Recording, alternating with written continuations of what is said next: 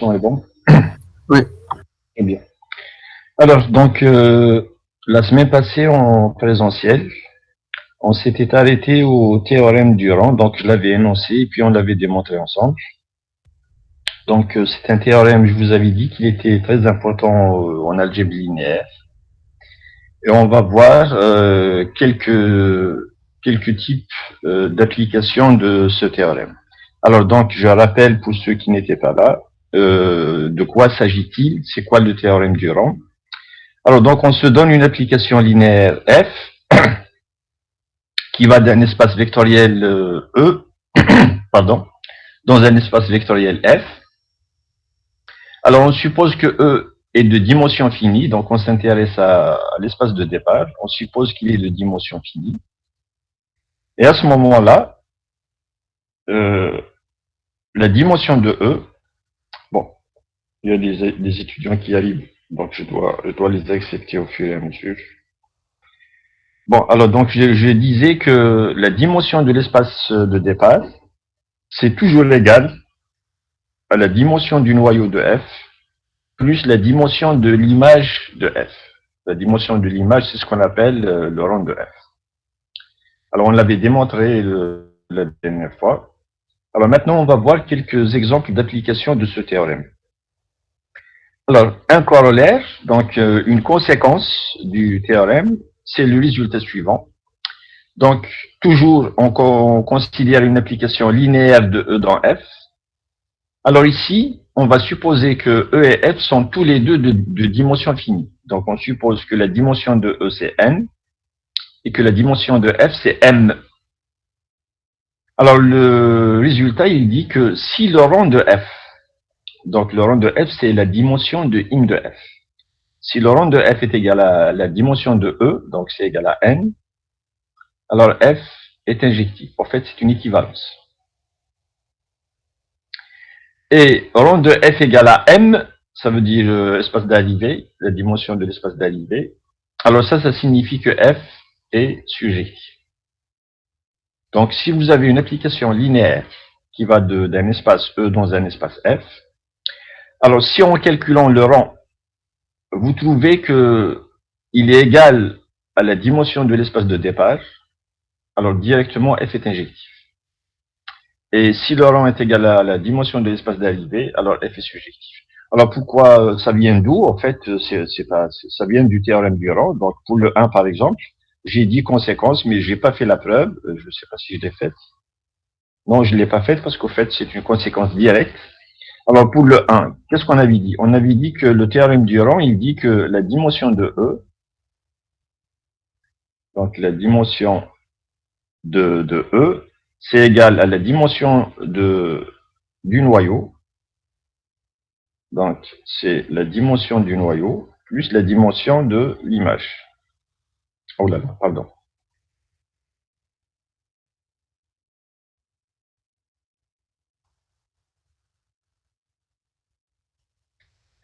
Je ne sais pas ce qui se passe. J'arrive pas à maîtriser la souris. Donc, c'est la dimension du rang, du noyau plus la dimension de l'image, plus le rang. Alors maintenant, on a dit que la dimension de E, c'est N. Et on a dit que dans le 1, on suppose que le rang, c'est N aussi. Alors, qu'est-ce que va impliquer ce théorème? Il va impliquer que la dimension du noyau, elle va être égale 0. à 0. Et lorsque le noyau est nul, lorsque la dimension du noyau est nulle, ça veut dire que le noyau est nul. Et quand le noyau est nul, on a dit déjà que lorsque le noyau est nul, l'application est injective. Alors ça, c'est pour le 1. Alors maintenant, pour le 2, alors le 2, en fait, c'est pas une conséquence du théorème du rang, ça c'est une conséquence de la définition. Alors, il y a des étudiants qui attendent juste une minute. Voilà. Alors, le 2, c'est une conséquence de la définition, parce qu'on sait que l'image de F, elle est toujours incluse. Alors, l'image de F est toujours incluse dans l'espace d'arrivée.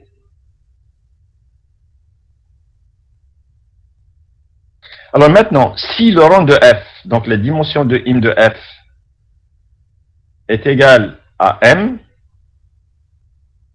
alors en fait, m, c'est aussi la dimension... bon, alors...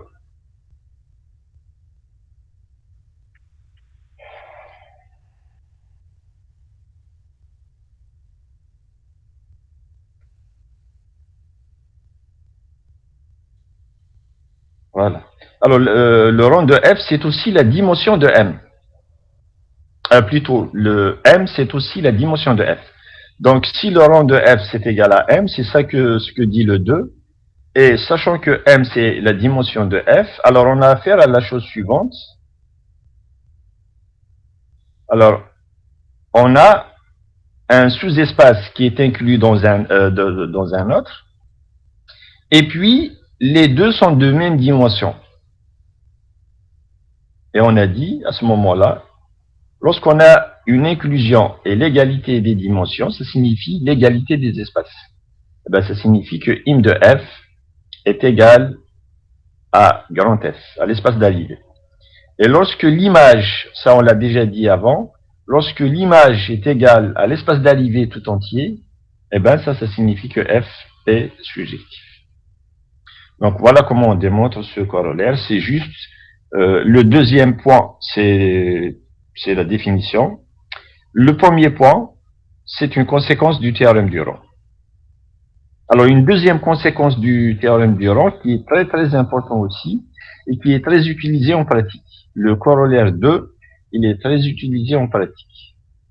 Alors il dit que si f c'est une application linéaire d'un espace E dans un espace F, et si les deux espaces sont de même dimension, c'est très important. Il faut que la dimension de E soit égale à la dimension de F. Alors dans ce cas-là, F injective, F surjective et F bijective, c'est la même chose. Ça veut dire que si F est injective, elle est forcément surjective. Donc si on vous demande de montrer que F est bijective, c'est pas la peine de montrer qu'elle est injective et surjective. Injective, ça suffit. Ou bien surjective, ça suffit. Et donc là, ça vous permet de gagner du temps. À l'examen, par exemple, si vous êtes dans cette situation-là, si vous avez une application linéaire, telle que la dimension de l'espace d'arrivée est égale à la dimension de l'espace de départ, alors si vous montrez tout simplement que f est injective, donc elle est forcément bijective. Il n'est pas nécessaire de montrer les deux à la fois. Donc en termes de temps, vous gagnez du temps. Alors pourquoi ça? J'ai pas donné la preuve non plus. C'est pas compliqué parce que le théorème du rang, il vous dit que toujours la dimension de E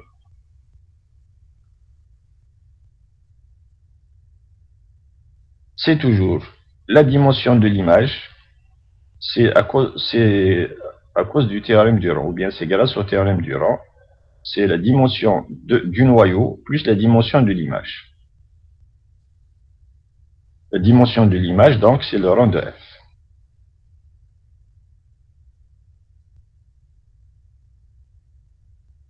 Alors maintenant, le 1. Donc, le théorème, il vous dit qu'on a équivalence entre F injective et F surjective. C'est la même chose. Alors donc, je vais supposer que F injective implique que F surjective. Donc, je suppose que si F est injective, alors F surjectif. Alors, pourquoi on a cette implication? Donc, pour montrer une implication, je suppose que F est injective. Alors, si F est injective, ça veut dire que le noyau, c'est égal à quoi?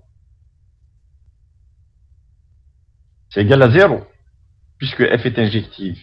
Donc, le noyau, c'est 0.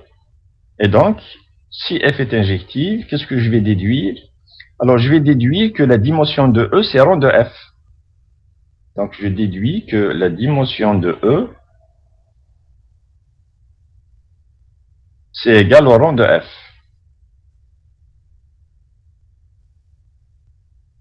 Mais la dimension de E, on a dit aussi que c'est égal à la dimension de F.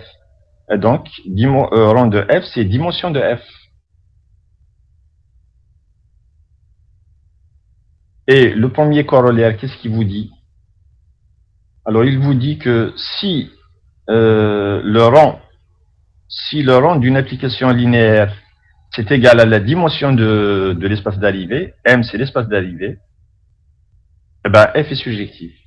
Donc si le rang c'est la dimension de l'espace d'arrivée, alors F est surjectif. Eh bien ici on est dans cette situation-là. On a rang de F égal à la dimension de l'espace d'arrivée, est bon, donc à ce moment-là on déduit que F est surjectif. Donc on a la première implication. Donc F injective implique F surjectif. Maintenant, dans le deuxième cas, si F est surjective, je suppose que F est surjective.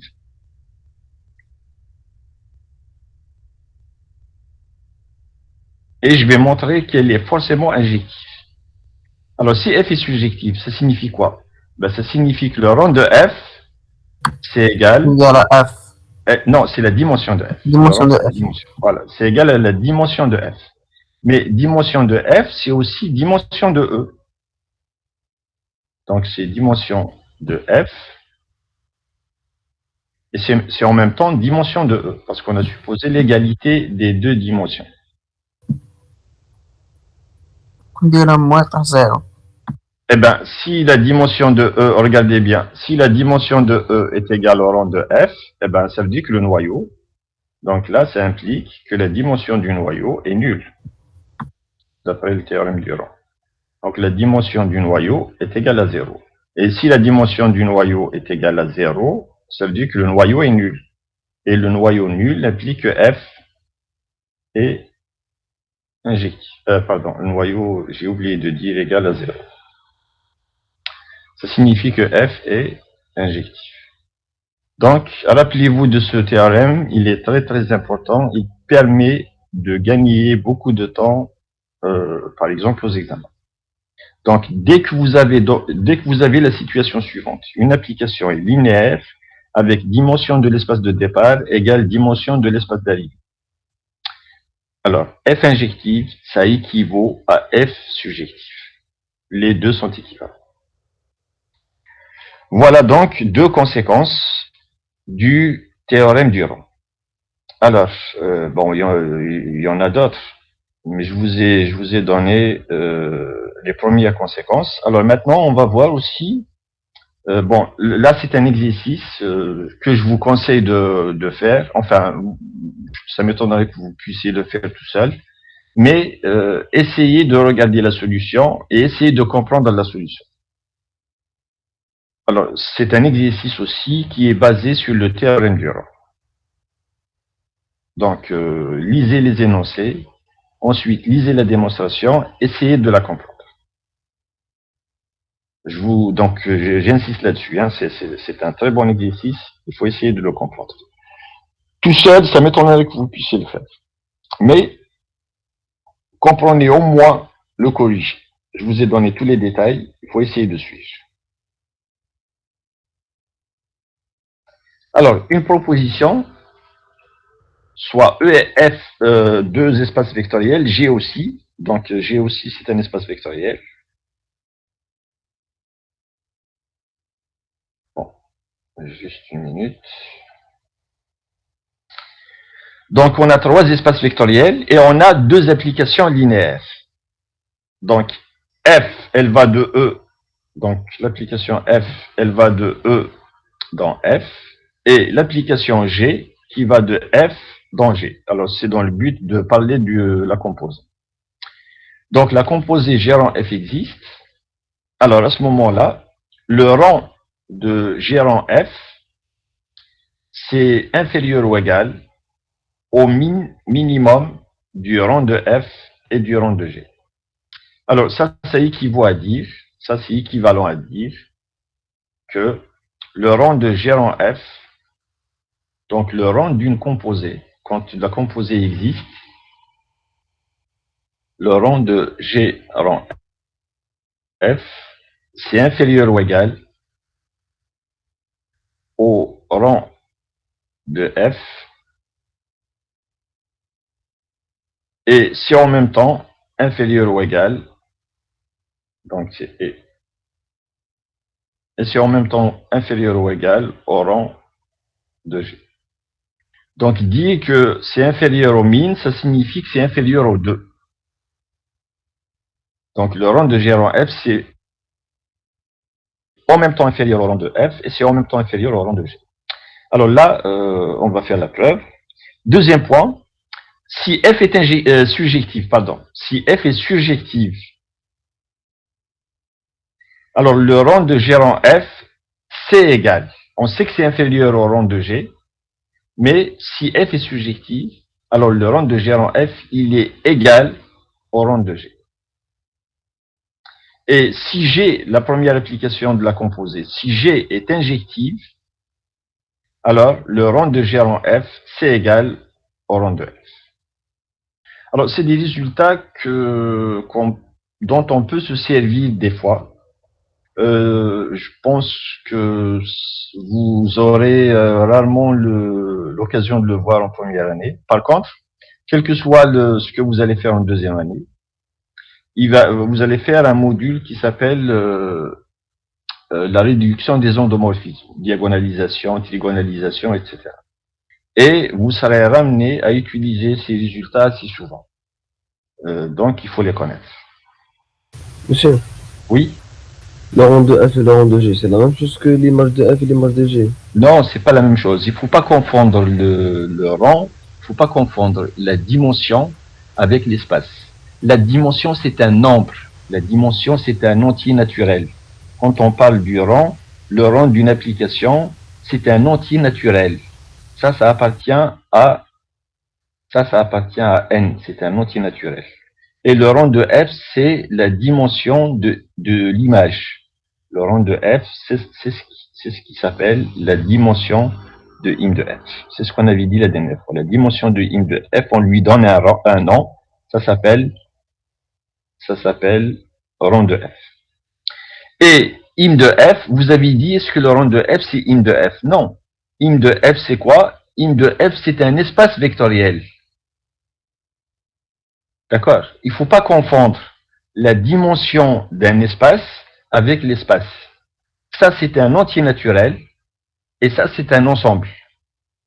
Il ne faut pas les confondre. Donc, le rang, c'est un entier naturel. Et l'image, c'est un espace vectoriel. Il ne faut pas confondre. Le rang, c'est la dimension de l'image. Ce n'est pas égal à l'image. D'accord? Oui. Voilà. Il ne faut pas confondre la dimension et l'espace. L'espace, c'est un ensemble. La dimension, c'est un entier naturel. Bon, alors, pour démontrer ce résultat qui est très très intéressant, et qui est, je vous ai dit, on en a besoin, vous en aurez besoin en deuxième année. Donc, pour le démontrer, on a besoin d'un lemme, donc c'est un résultat intermédiaire. Alors, le résultat intermédiaire, il vous dit la chose suivante. Alors, dans le cas où G rang F existe, la composée G rang F existe, alors le noyau de F, il est toujours inclus dans le noyau de G rang F. Et pour l'image, c'est l'inclusion dans l'autre sens. L'image de G rang F, c'est inclus dans l'image de G. Alors, on a besoin de ces deux inclusions. Alors, pour les démontrer, vous allez voir que c'est pas compliqué. Il faut juste équilibrer les choses. Alors, il faut rappeler la définition du noyau. Quand est-ce qu'un élément appartient au noyau? Quand est-ce qu'un vecteur appartient au noyau d'une application?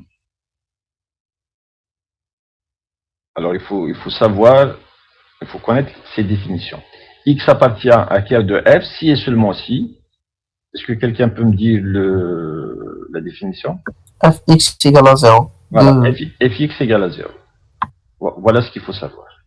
Un élément est dans le noyau, si et seulement si, son image est nulle.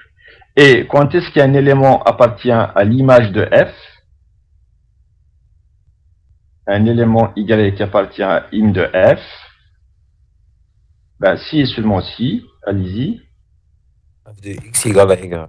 Si et seulement si Y égale à F d'un certain X, f y égale à f de x, mais y, je le connais, il est là. Mais c'est quoi x? X, je ne le connais pas. Appartient à Donc, E. il faut préciser qu'est-ce que ça veut dire. Voilà, avec, il faut préciser que x, c'est un certain élément de x, de E, de l'espace de départ. Voilà donc les définitions qu'il faut connaître. Il faut connaître qu'est-ce que ça veut dire, comment caractériser le noyau et comment caractériser l'image. Alors maintenant, une fois qu'on a ceci, alors la preuve, donc on a une application f qui va de E dans f, une application g qui va de f dans g, et donc g en f, elle va aller de E dans g. Alors qu'est-ce que je veux démontrer? Je veux démontrer que le noyau de S, il est inclus dans le noyau de G en F. Alors, pour montrer qu'un ensemble est inclus dans un autre, je prends un élément dans le premier et je vais montrer qu'il est dans le deuxième. Donc, soit X dans E, je suppose que X appartient au noyau. Alors, puisque X appartient au noyau de F, on vient de rappeler la définition, ça signifie que F de X est égal à 0. Alors, j'applique G à cet élément-là. J'ai un élément qui est égal à un autre. Et j'applique G. Donc, parce qu'ils sont dans F de X est ici. Et comme G, elle démarre de F, donc je peux appliquer G à F de X. Et le 0 qui est là, c'est 0 de quoi? Le 0 qui est ici. G de zéro E. de quel... non, c'est une image, regardez bien. C'est F de X qui est égal à 0. Oui. Donc, il est dans 0 de F. 0 de F, oui. Voilà. Et comme on est dans F, donc, je peux appliquer G. G s'applique aux éléments de F. Donc, quand j'applique G, je vais avoir G de F de X égale G de 0.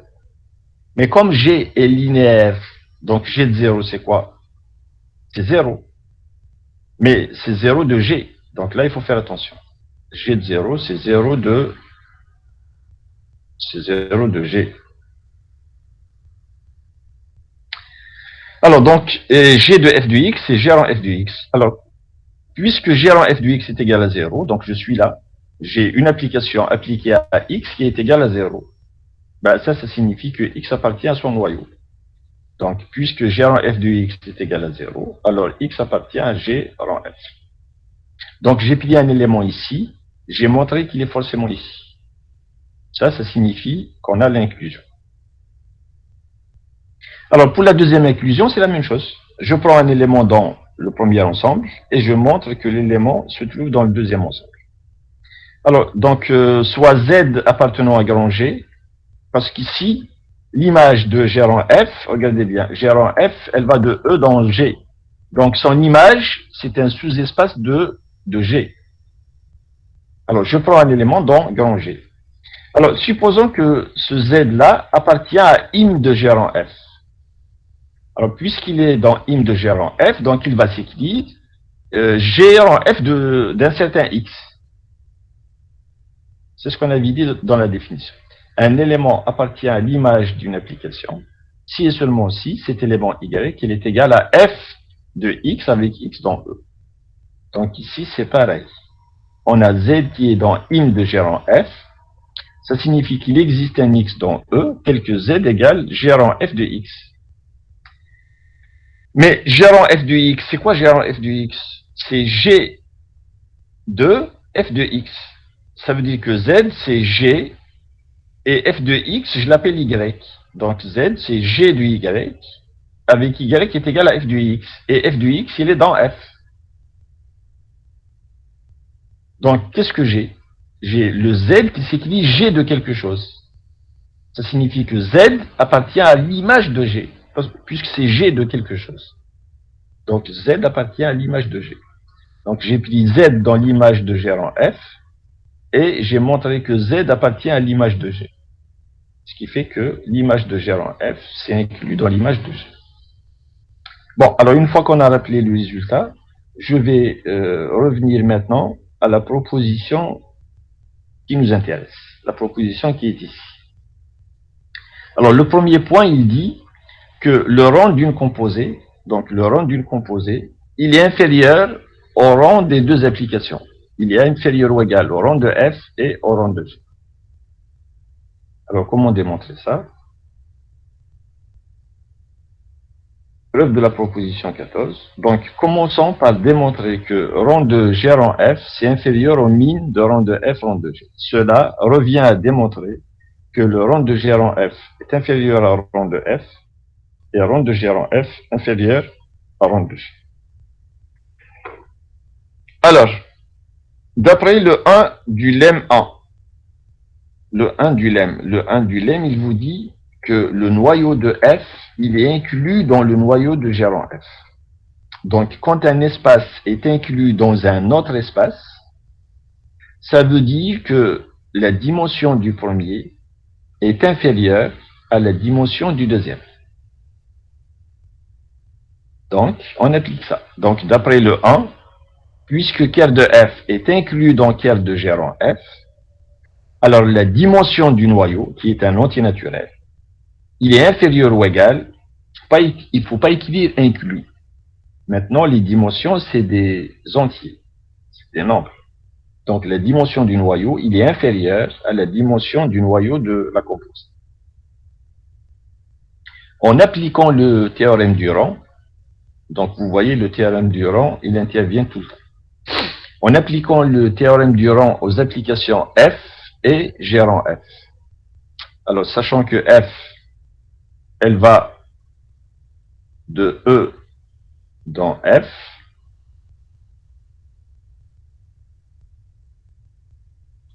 et G rang F, elle va de E et elle arrive dans G. Donc, quand j'applique le théorème du rang, qu'est-ce que je vais avoir? Dimension de E égale dimension de ker de F plus le rang de F. Et quand je l'applique à G rang F, j'obtiens dimension de l'espace de départ, qui est toujours E, égale dimension du noyau de G rang F plus le rang de G rang F. Alors donc, j'ai égalité, les deux quantités qui sont là, elles sont toutes les deux égales à la dimension de E. Et donc, elles sont égales entre elles. Ce qui fait que la quantité qui est ici, elle est égale à la quantité qui est ici.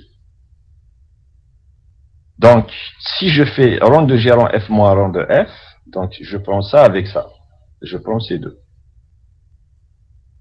Donc, si je prends rang de G rang F moins rang de F, eh bien, ça va être égal à la dimension de ker de F. Non, j'ai pris le rang d'abord. Donc, j'ai considéré ça moins ça. Donc, si je prends ça moins ça, rang de G rang F moins rang de F, donc ça va être égal à la dimension de ker de F moins la dimension de G rang F. Mais, on a dit que la dimension de ker de F est inférieure à la dimension de ker de G rang F. Donc, celui-là, quand il vient ici, ça va être inférieur ou égal à 0. Donc, c'est inférieur ou égal à 0. Alors, je considère maintenant ça avec ça. Ça me donne rang de G rang F inférieur ou égal à rang de F. Donc, ça provient du théorème du rang. Maintenant, le lemme 2, le lemme 1 toujours, je prends le 2 du lemme 1. Qu'est-ce qu'il dit? Il dit que l'image de G rang F, c'est inclus dans l'image de G. Là aussi, en prenant les dimensions, la dimension de l'image de G rang F, c'est inférieure à la dimension de im de G. Mais la dimension de im de G rang F, c'est ce qu'on appelle le rang de G rang F. Donc on obtient le rang de G rang F, c'est inférieur au rang de G. Et donc j'ai la deuxième inclusion. Ce qui fait que le rang de G rang F, il est en même temps inférieur au rang de F et en même temps inférieur au rang de G. Et donc il est inférieur au min des deux. Et on a démontré le petit temps. Alors, pour le 2 du théorème, qu'est-ce qu'il dit? Alors, il dit que le rang de G rang F, il est égal au rang de G dans le cas où F est surjectif. Donc, dans le cas où F est surjectif, donc la deuxième application est surjective, la composée, le rang de la composée, c'est égal au rang de la première application. Et donc, on va supposer d'abord que F est surjectif. Deuxièmement, Donc, je suppose ici que f est surjective. Donc, pour le 2, on a besoin de supposer que f est surjective. Alors, comme f est surjective, on sait que le rang de gérant f, c'est la dimension de im de gérant f. Ça, c'est la définition. C'est la dimension de l'image de gérant f.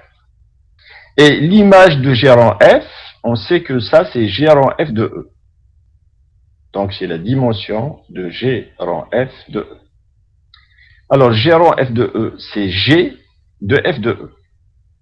Mais comme f est surjective, c'est quoi f de E? Quand une application est surjective, f de E, c'est égal à l'espace d'arrivée tout entier. Parce que c'est im de f, c'est f de E. Et quand f est surjective, ça signifie que son image, c'est l'espace d'arrivée tout entier. Ce qui fait que f de E, c'est grand F. Et donc, on obtient dimension de G de F. Mais la dimension de G de F, par définition, c'est l'image de G. Et la dimension de l'image de G, c'est ce qu'on appelle le rang de G. Donc, on a montré que le rang de G rang F, c'est égal au rang de G. Alors, pour le troisième point, il vous dit que si la première application de la composée, si la première, regardez bien, on a G rang F, si la première, qui est G, est injective, alors le rang de la composée, c'est le rang de la deuxième. Donc maintenant, je vais supposer que c'est G qui est injective. Et on va faire la même chose. Donc, supposons que G est injective, alors on va montrer que le rang de G rang F est égal au rang de F. Alors, on a besoin d'un résultat intermédiaire. On va montrer d'abord que le noyau de G rang F, c'est le noyau de F. On va d'abord montrer que le noyau de G rang F, c'est égal au noyau de F. Alors, pour montrer l'égalité, on va montrer l'inclusion dans les deux sens. L'inclusion comme ça et l'inclusion comme ça. Alors, pour l'inclusion, ker de F inclus dans ker de G rang F. Celle-là, elle est toujours vraie. Pourquoi? Sans aucune condition. On n'a pas besoin de la condition G injective. Alors ça, c'est toujours vrai. Pourquoi? Parce que si je prends un élément dans ker de F, alors x appartient à ker de F, ça signifie que f de x est égal à 0. Est-ce qu'on n'a pas déjà montré ça? Ker de F inclus dans ker de G rang F. Oui, on l'a déjà montré là. Pourquoi je le refais? Ça, c'est le 1 du lemme, donc j'en ai pas besoin. Là, il faudrait que je refasse la rédaction. Donc ça, c'est déjà montré. Hein.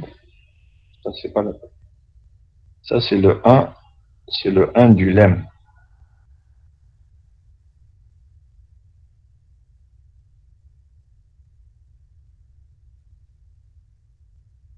Donc, je passe directement à ce qui nous intéresse.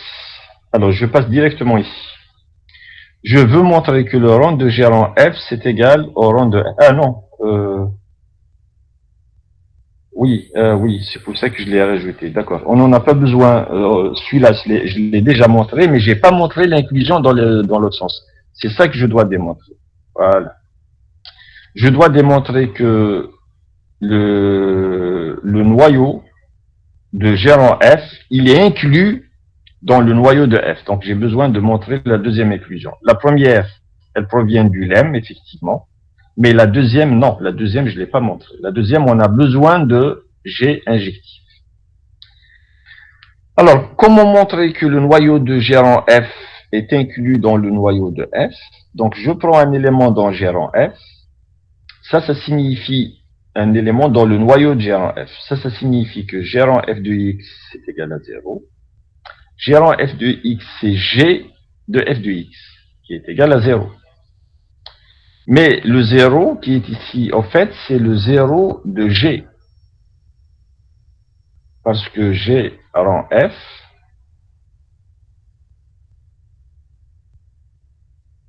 c'est l'application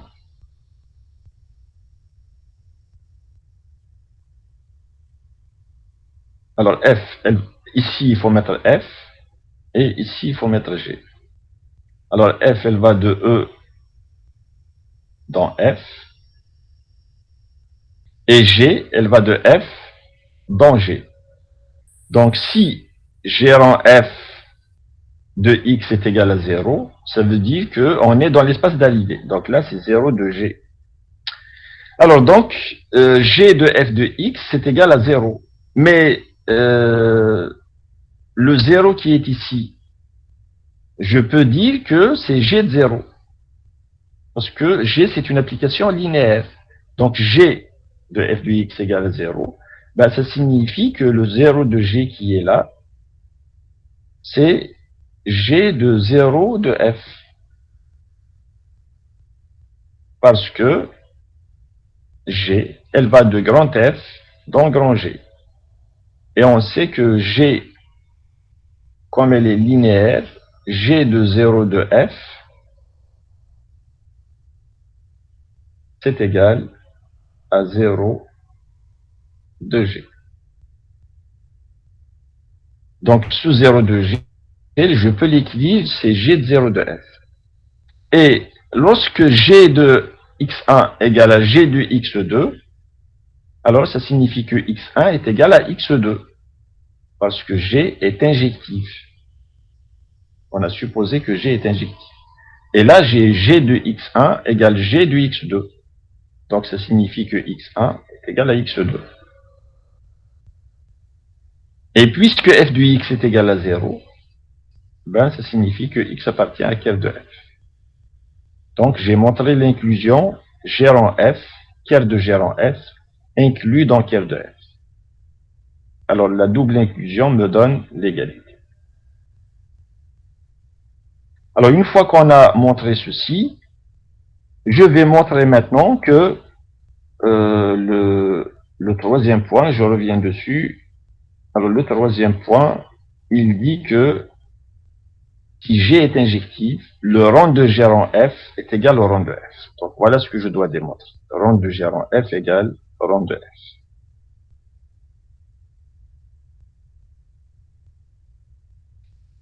Alors, on applique toujours le théorème du rang pour F et pour G rang F. Alors, quand on l'applique à F, on obtient dimension de E égale dimension de Ker de F plus le rang de F. Quand on l'applique à G rang F, on obtient dimension de E égale dimension de Ker de G rang F plus le rang de G rang F. Alors, puisque on a dit que la dimension du noyau de F, c'est égal à la dimension du noyau de G rang F, donc je vais avoir dimension de E moins rang de F, c'est ça la dimension de Ker de F, et ben, elle va être égale à la dimension de E moins le rang de G rang F. Si je simplifie par dimension de E et que je multiplie par moins 1, j'obtiens rang de G rang F égale le rang de F.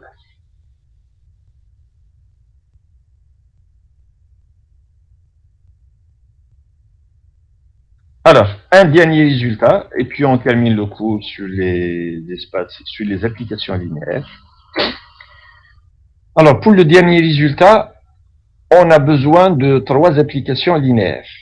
Alors, pour avoir 3 applications linéaires, il faut avoir 4 espaces vectoriels. Donc, E, F, G et H. Et à ce moment-là, on a la chose suivante. On a F qui va de E dans F.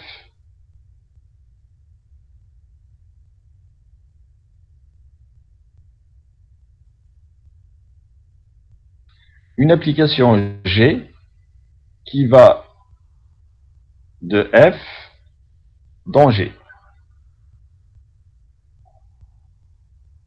Et puis, une application H qui va de G dans grand H. E, F, G, H. Alors, il ne faut pas confondre l'espace H qui est en majuscule et l'application H.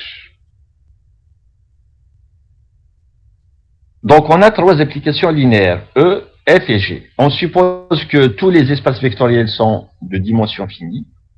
Alors, voilà, les espaces ils sont tous de dimension finie. Et on a trois applications linéaires. Alors, qu'est-ce qu'on va supposer ici? On va supposer que alors, F est surjective. La F est surjective et que H est injectif. Alors, donc, c'est quoi le rang de H rang G H rang G rang F?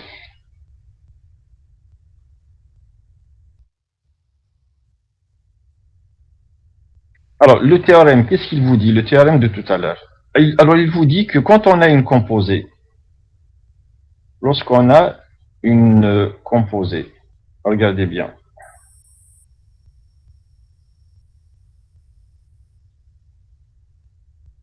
Alors, quand on a une composée, comme ça, si la deuxième application est surjective, alors le rang est égal à la première. Le rang est égal au rang de la première. Donc, on sait que le F est surjectif. Alors, je vais utiliser ça comme la composée de deux applications. C'est lesquelles? Alors, la première, c'est H rang G. C'est ça la première application. Et la deuxième, c'est F. Alors, pourquoi on peut mettre les parenthèses? On peut mettre les parenthèses parce qu'on avait dit que la composée des applications est associative. Donc, on peut mettre les parenthèses là où on veut. Elle n'est pas commutative, mais elle est toujours associative. Alors, le théorème, il vous dit que si vous avez une composée de deux applications, la première, c'est celle-là. La deuxième, c'est celle-là. Et si la deuxième est surjective, ce qui est le cas ici, alors, le rang de la composée est égal au rang de la première. Donc ça vous donne le rang de H rangé.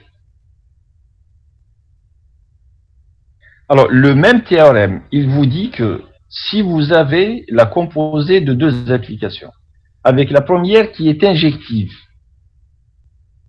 H est injective, alors le rang de la composée, c'est le rang de la deuxième. Donc ça vous donne le rang de G. Et ce théorème-là, celui-là aussi, il est très utilisé dans la pratique. Lorsque vous allez étudier donc le module de deuxième année qui est la réduction des endomorphismes, vous allez voir que ce théorème, il revient souvent. Donc la composée de trois applications. Alors la situation que vous allez rencontrer assez souvent, c'est dans le cas où les extrêmes, donc H et F, sont bijectifs. C'est ça qui se rencontre souvent. Donc lorsque les deux extrêmes sont bijectifs, alors le rang de la composée, c'est égal au rang du milieu, à l'application du milieu. Mais en fait, il n'est pas nécessaire que les fonctions extrêmes soient bijectives. Il suffit juste que la dernière soit surjective et la première injective. Et on a rang de la composée égal au rang de l'application du milieu. Donc voilà, en résumé, ce dont vous avez besoin en première année concernant les applications linéaires. Mais je pense que j'ai fait plus que ce dont vous avez besoin. J'ai même fait une introduction pour ce dont vous allez utiliser en deuxième année. Donc j'ai fait plus que le nécessaire. Bon, donc les applications linéaires, ça s'arrête ici. On va commencer le chapitre sur les matrices. Alors une fois qu'on aura étudié les matrices, on va reprendre les applications linéaires. Parce qu'il nous reste un dernier chapitre qui est une relation. Le dernier chapitre, ça concerne la relation qu'il y a entre les applications linéaires, il y a une relation entre les applications linéaires et les matrices. Donc, pour l'instant, on va étudier chaque chapitre tout seul. Et dans le dernier chapitre, on va regarder le lien entre application linéaire et matrice. Et le lien, c'est le suivant. On va voir qu'à chaque application linéaire, à chaque f, on peut lui associer, il lui correspond une certaine matrice A. Et inversement, lorsqu'on se donne une matrice A, on peut lui faire correspondre une certaine application linéaire. Donc, à toute application linéaire, on lui correspond une matrice, et à chaque matrice, on lui fait correspondre une application linéaire. Alors, ce lien qui existe entre les applications linéaires et les matrices, donc ça fera l'objet du dernier chapitre. Maintenant, on a vu les applications linéaires tout seul. On va commencer, il reste un quart d'heure, donc je vais commencer le chapitre sur les matrices. Donc on va étudier les matrices tout seul. Et puis, on va voir quel est le lien qui relie les deux. Alors, le chapitre sur les matrices, je ne sais pas si ça a été fait pour certains au lycée. Est-ce qu'il y a des étudiants qui ont étudié les matrices au lycée? Non. Non, personne. Non, ben, c'est pas grave. Donc, on a déjà introduit ce que c'est qu'une matrice de façon formelle au niveau de la méthode d'échelonnement. Donc, je vous ai parlé de matrice comme ça. Je vous ai dit c'est un tableau qui est de la forme suivante, etc. Donc, on va redonner la définition. On va dire comment se passent les opérations sur les matrices, comment on peut faire la somme de deux matrices, comment on peut faire le produit de deux matrices, etc.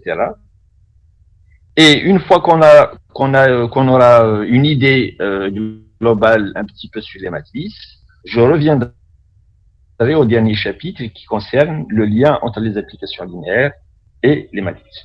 Donc, le chapitre, ce sont des généralités sur les matrices. Donc, définition, les opérations, etc. Ce sont des généralités.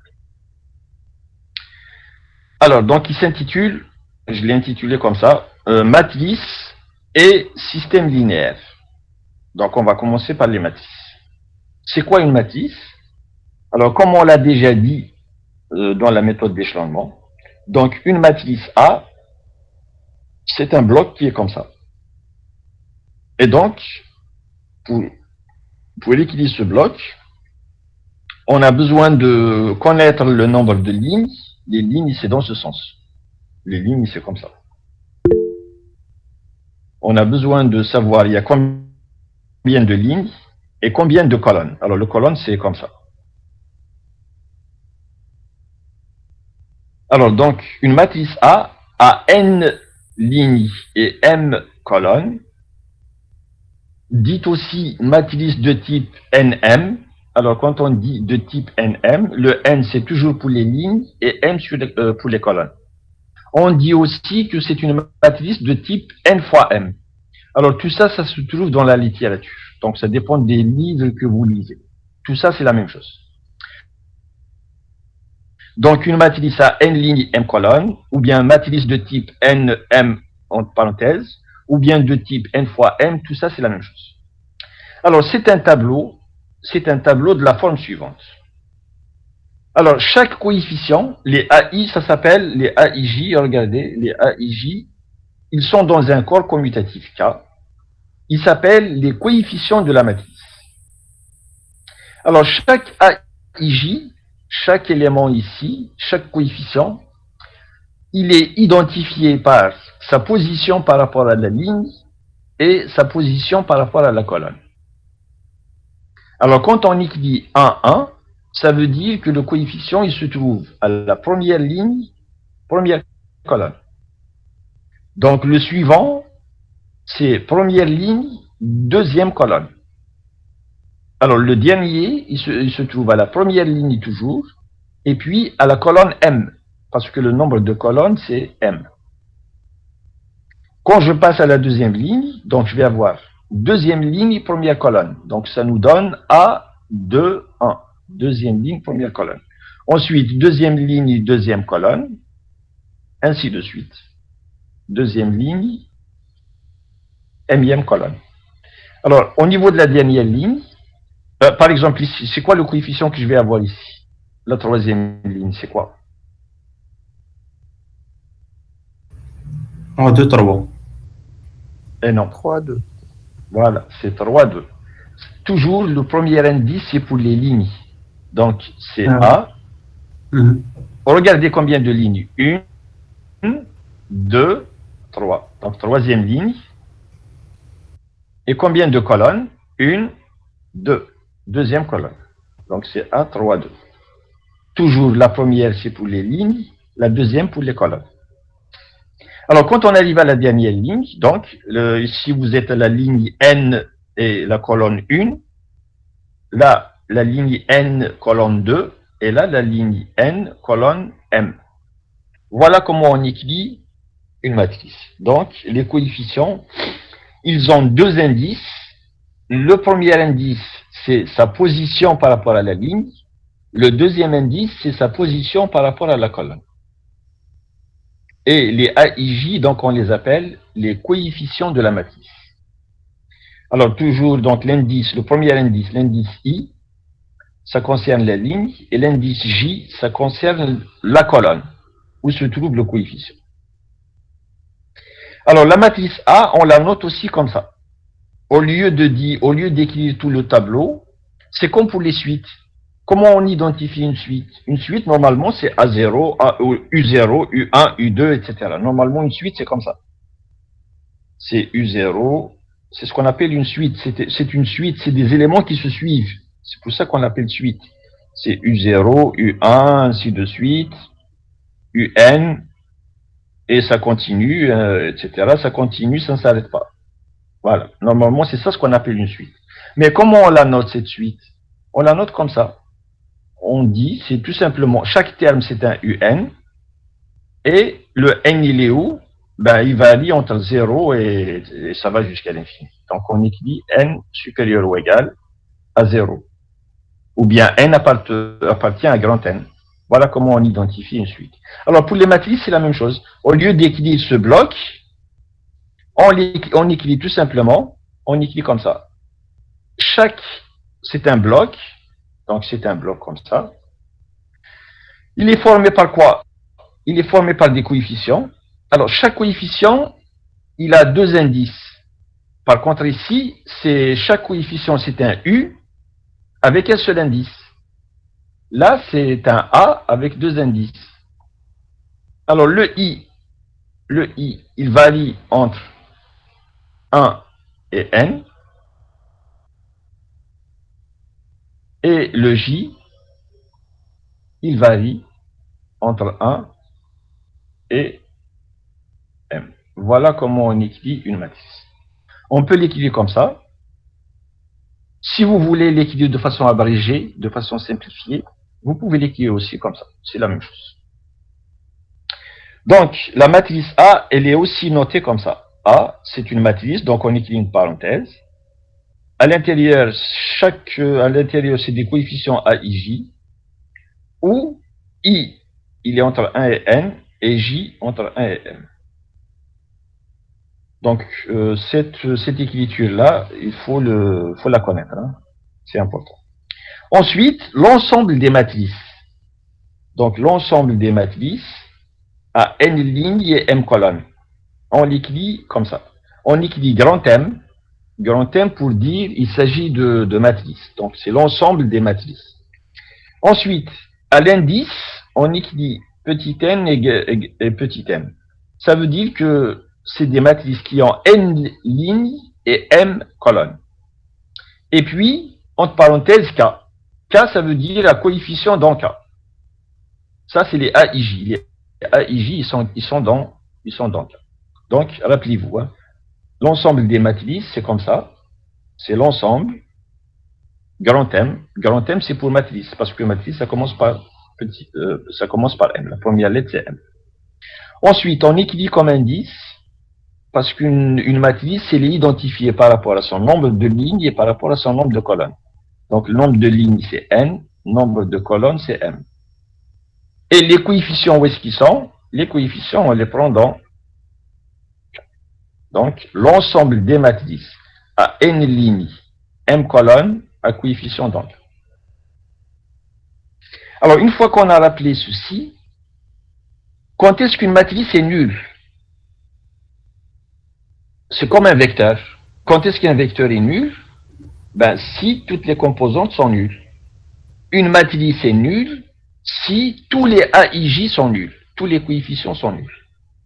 Donc, une matrice A est nulle si tous ses coefficients sont nuls. C'est quoi une matrice carrée? Qu'est-ce qu'on appelle une matrice carrée? Alors, une matrice carrée, c'est une matrice telle que le nombre de lignes est égal au nombre de colonnes. Par exemple, si je vous donne la matrice suivante, elle n'est pas carrée. Allez, je vous donne par exemple 1, 2, 3, 4, 5, 6. Celle-là, ce n'est pas une matrice carrée. Alors, elle appartient à quel ensemble celle-là? Elle appartient à l'ensemble des matrices à combien de lignes et combien de colonnes? 2 lignes et 3 colonnes. 2 lignes, 3 colonnes, à coefficient dans? R. On va prendre R, par exemple, ou la C, ou la Q, peu importe. Voilà. Elle appartient à M2, 3 de R. Elle n'est pas carrée. Elle n'est pas carrée parce que le nombre de lignes n'est pas égal au nombre de colonnes. Par contre, si je prends tout simplement la matrice suivante, 1, pardon. Alors, si je prends la matrice 1, 2, 3, 4, celle-là, elle est carrée. Parce qu'il y a 2 lignes, 2 colonnes. N est égal à M. Donc, on l'appelle une matrice carrée. Si vous voulez une matrice carrée d'ordre 3, donc 1, 2, 3, je continue, 4, 5, 6. Eh ben, il faut rajouter une ligne pour qu'elle soit carrée. 7, 8 et 9. Celle-là, elle est carrée. Elle a 3 lignes et 3 colonnes. Donc, ce qu'on appelle une matrice carrée, c'est une matrice telle que le nombre de lignes est égal au nombre de colonnes. Dans ce cas-là, on dit qu'elle est d'ordre n. Donc, une matrice carrée d'ordre n, c'est une matrice telle que n est égal à n. Le nombre de lignes est égal au nombre de colonnes. L'ensemble des matrices carrées d'ordre n, ça veut dire qu'il y a n lignes et n colonnes. Il est noté, ah oui, j'ai oublié de décrire ici le cas. Il est noté mn de k au lieu de mnn de k. Normalement, on doit écrire le nombre de lignes et le nombre de colonnes. Mais quand c'est le même, lorsque n est égal à m, alors pour éviter de faire répétition, on écrit tout simplement mn de k. Alors lorsque vous avez un seul entier en bas, normalement on doit avoir 2.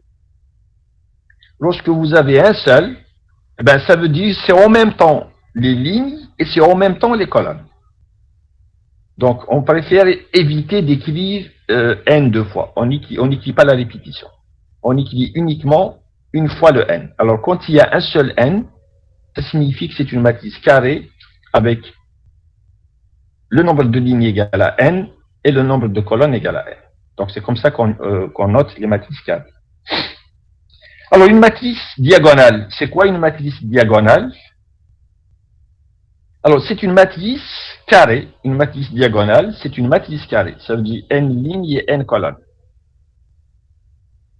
Et les coefficients ils sont tels que AIJ est égal à 0 chaque fois que I est différent de J.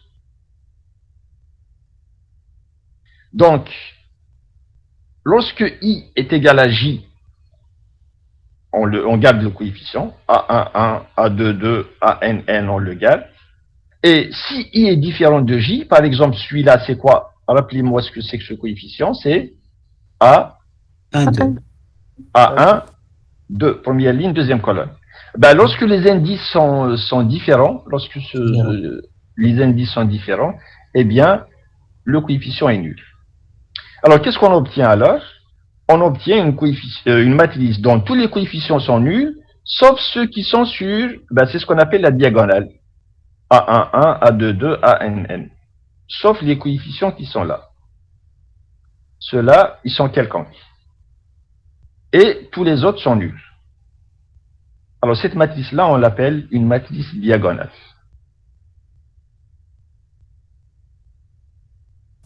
Alors, maintenant, matrice identité. Alors, la matrice identité, c'est une matrice diagonale particulière. C'est la matrice diagonale dont tous les AII, au lieu d'avoir A11, A22, etc., on a des 1 à la place. Ça s'appelle la matrice identité. La matrice identité d'ordre n, c'est la matrice diagonale dont les coefficients diagonaux AII, tous les AII, ils sont égaux à 1. On la note IN.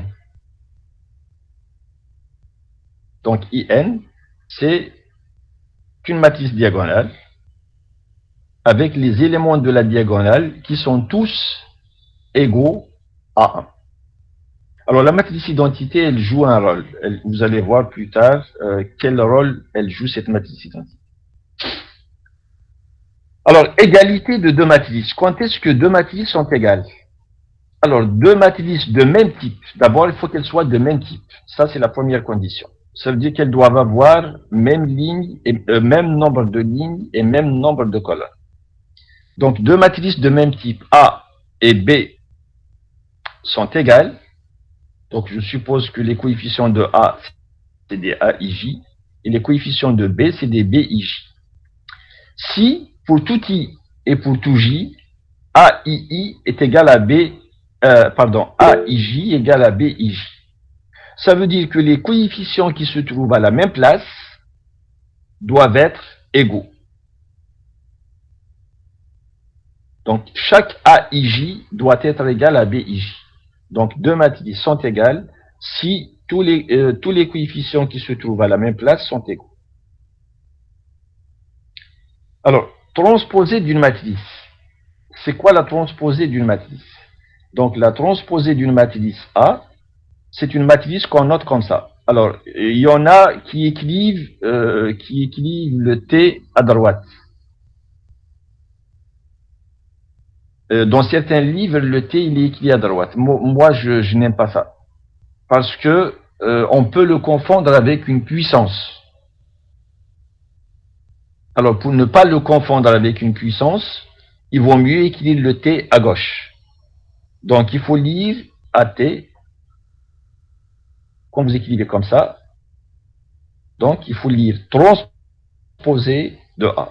Par contre, comme ça, on peut le confondre avec une puissance. Donc, moi, je préfère ne pas utiliser cette notation. Il faut utiliser celle-là. Donc, la transposée d'une matrice, c'est quoi? Regardez bien, la transposée d'une matrice A, c'est la matrice qu'on note comme ça, transposée de A, dont les lignes sont les colonnes de A. Donc, les lignes de AT, ce sont les colonnes de A. Donc, on prend les lignes, on les met dans la colonne. Regardez bien ici. C'est quoi la première ligne de A? C'est 1, 2, 3. Eh bien, sa transposée, c'est quoi? Cette ligne, elle devient, la première ligne, elle devient la première colonne. Donc, on transforme les lignes en colonnes. Donc, ça devient 1, 2, 3. La deuxième ligne, 4, 5, 6, ben, ça devient la deuxième colonne, 4, 5, 6. Donc, les lignes se transforment en colonnes. C'est ce qu'on appelle la transposée. Et, par exemple, ici, A, elle a combien de lignes A? La deuxième matrice. Elle a combien de lignes? Une ligne. Elle a combien de colonnes? 4. 4. Donc, c'est une matrice à une ligne et 4 colonnes. Alors, sa transposée, donc, il y a une seule ligne, elle devient une seule colonne. Voilà la transposée de A. C'est 1, 2, 3, 4 en colonne. Et donc, c'est une matrice à 4 lignes et une colonne. Donc, la transposée, c'est quoi? Vous prenez les lignes de A, vous les mettez en colonne. Donc, regardez bien, la transposée d'une matrice A, c'est la matrice AT dont les lignes sont les colonnes de A. Ou bien dans les colonnes sont les lignes de A, peu importe. Donc, chaque ligne devient colonne et chaque colonne devient ligne. Par exemple, la colonne de A, c'est quoi ici? La première colonne de A, c'est 1, 4. Voilà la première colonne. Vous allez voir que ça va être la première ligne de AT. AT, c'est quoi sa première ligne? Eh bien, regardez bien, c'est 1, 4.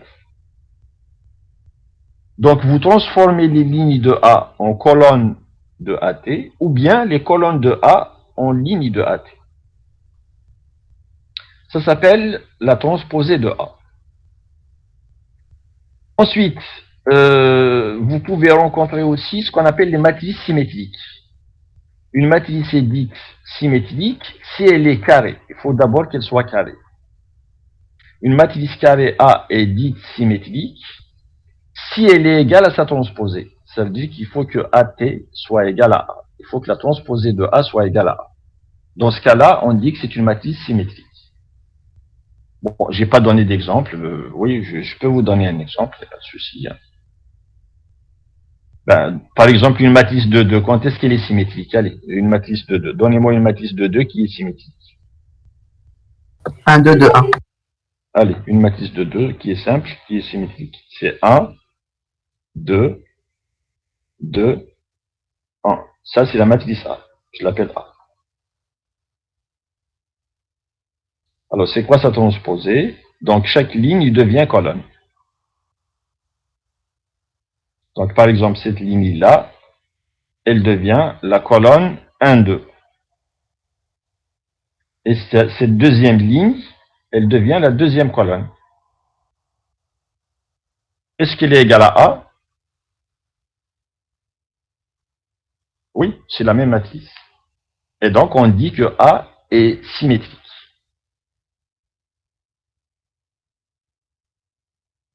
Donc, une matrice est symétrique. D'abord, il faut qu'elle soit carrée. Et il faut que AT soit égal à A. Alors, une matrice est antisymétrique si, quand vous calculez sa transposée, vous obtenez moins A.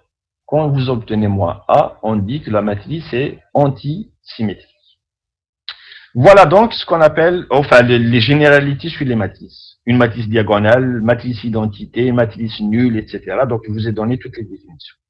Alors, la prochaine fois, puisqu'il est 9 heures, on a dépassé un petit peu de l'horaire. Alors, la deuxième fois, on va voir les opérations sur les matrices. Donc, comment on fait la somme de deux matrices? Alors, comment on fait le produit d'une matrice par un scalaire? Produit d'une matrice par un scalaire. Et surtout, comment on fait le produit de deux matrices. Donc, la prochaine fois, on va étudier toutes ces opérations. Alors, s'il y a des questions, donc, vous les posez. Sinon, je vous laisse vous reposer en attendant de commencer le TD.